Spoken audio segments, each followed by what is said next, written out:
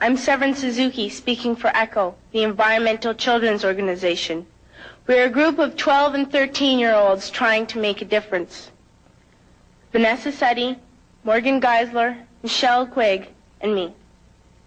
We've raised all the money to come here ourselves, to come 5,000 miles to tell you adults you must change your ways. Coming up here today, I have no hidden agenda.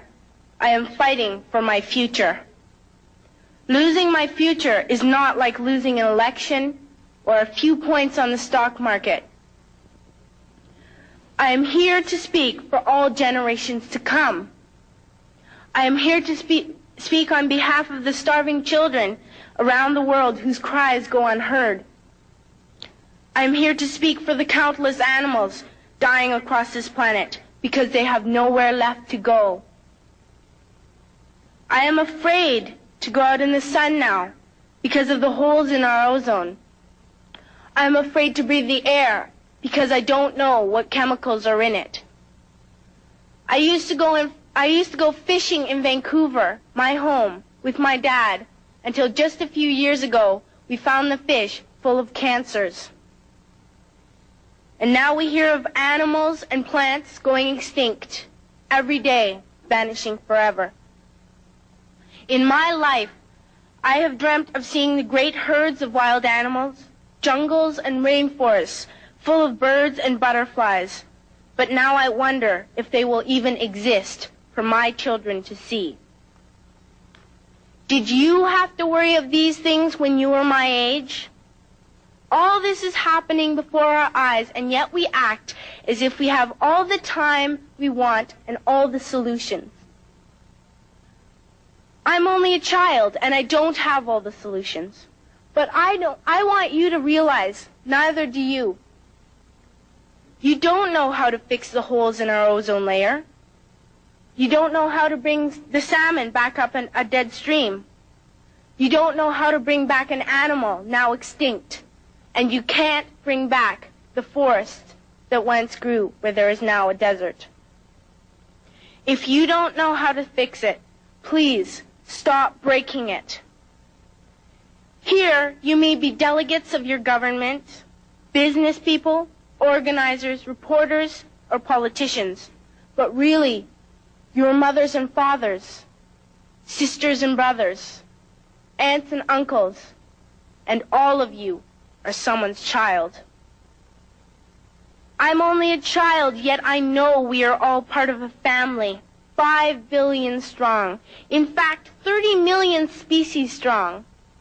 And borders and governments will never change that. I'm only a child, yet I know we are all in this together and should act as one single world towards one single goal. In my anger, I am not blind, and in my fear, I am not afraid of telling the world how I feel. In my country, we make so much waste. We buy and throw away, buy and throw away, buy and throw away, and yet northern countries will not share with the needy. Even when we have more than enough, we are afraid to share. We are afraid to let go of some of our wealth. In Canada, we live the privileged life, with plenty of food, water, and shelter. We have watches, bicycles, computers, and television sets. The list could go on for 2 days. 2 days ago, here in Brazil, we were shocked when we spent time with some children living on the streets.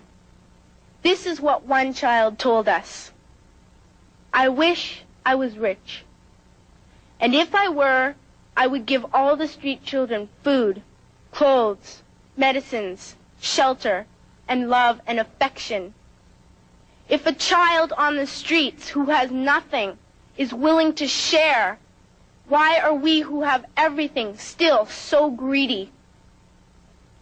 I can't stop thinking that these are children my own age, that it makes a tremendous difference where you are born.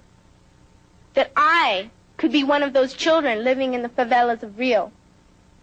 I could be a child starving in Somalia, or a victim of war in the Middle East, or a beggar in India. I am only a child, yet I know if all the money spent on war was spent on finding environmental answers, ending poverty, and finding treaties, what a wonderful place this earth would be. At school, even in kindergarten, you teach us how to behave in the world. You teach us not to fight with others, to work things out, to respect others, to clean up our mess, not to hurt other creatures, to share, not be greedy. Then why do you go out and do the things you tell us not to do? Do not forget why you are attending these conferences, who you're doing this for. We are your own children. You are deciding what kind of a world we are growing up in. Parents should be able to comfort their children by saying, everything's going to be all right. It's not the end of the world, and we're doing the best we can. But I don't think you can say that to us anymore. Are we even on your list of priorities? My dad always says, you are what you do, not what you say. Well, what you do makes me cry at night. You grown-ups say you love us, but I challenge you, please, make your actions reflect your words. Thank you.